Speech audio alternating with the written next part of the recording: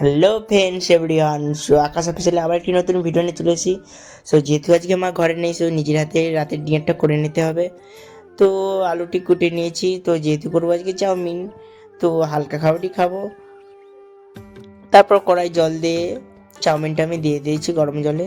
আর কিছুটা একটা আপনারা ছেঁকে নেবে।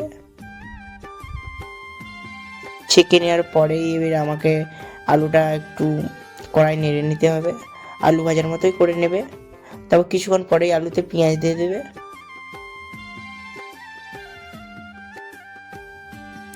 তো পেঁয়াজ দেওয়ার পর আলুটা একটু নেড়ে নিয়েও আমার অলরেডি আলু ভাজা অলরেডি কমপ্লিট হয়ে গেছে।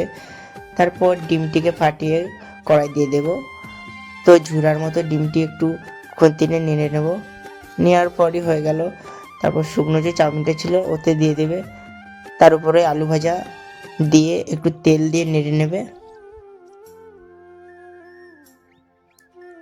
তারপর অলরেডি আমার চাউমিন কমপ্লিট হয়ে গেছে। সো দেখতে তো খুবই সুন্দর হয়েছে, খেতে কেমন লাগবে জানি না। তারপর টেস্ট করে দেখলাম না, খুব সুন্দরই হয়েছে। সো ভিডিওটা এতটাই, টাটা বাই।